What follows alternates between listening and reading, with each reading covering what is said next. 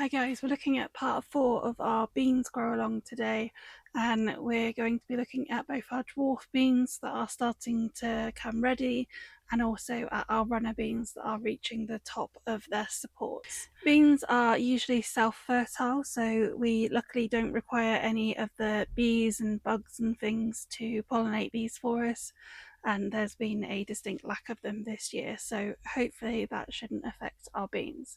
If you are finding that some of your beans are dropping off after they've flowered and you're not getting any beans, then hopefully a little bit later you will find that they will start producing the beans. This can often happen at the very start of them producing.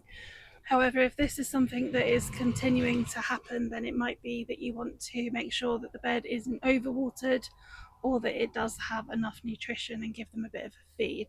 So see how they're going and do that if needs be, but otherwise they should be absolutely fine. Beans aren't actually something that I would run out and water extra if they don't look like they are really wilting and struggling.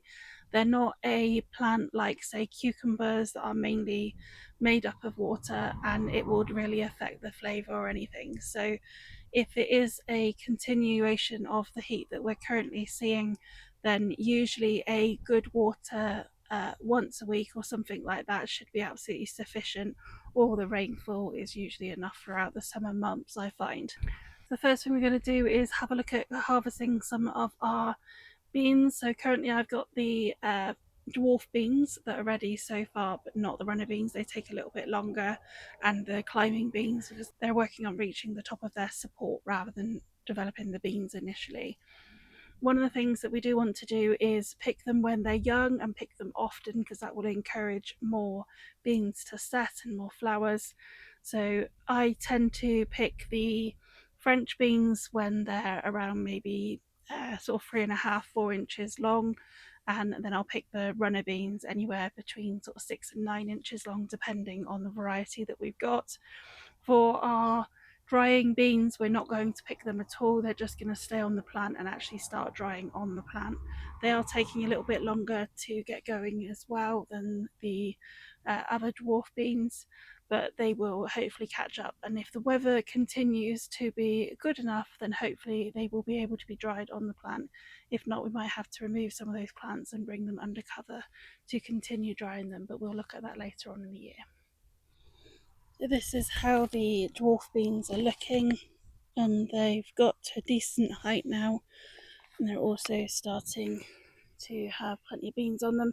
Some of these are a little bit bigger than what I would usually be wanting to pick them. To pick them, you're just going to pull them gently, holding the stem as you do so. There we go, and pick as many as you can.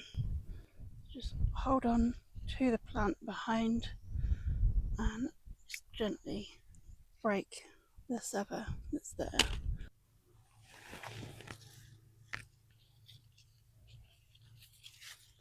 Hiding around the back here.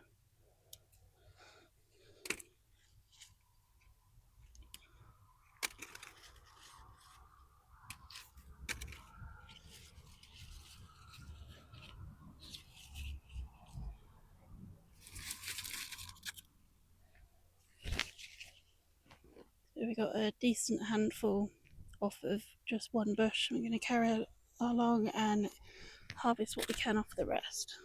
These are the runner beans, and you can see they are starting to reach the top of their supports.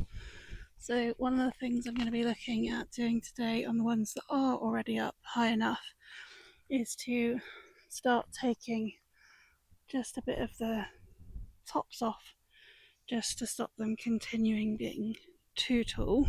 And to do this, all we're going to do is nip out. So that's the top of the plant there, and all I'm going to do is nip off the very top, and that's going to help the plant get bushier rather than continuing to grow up. Just pinch it out.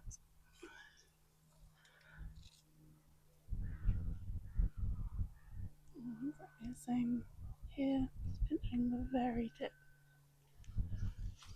This one's gone all the way over here. Just do that one. again on this one, and the last one for today is this one here. That will help these plants get considerably bushier and start producing more flowers. So it is important that the more the beans arrive, the more that we pick them, to keep encouraging more beans to come as well. And I did notice there's one down here just starting to form our first of our runner beans. So they hopefully won't be too much longer.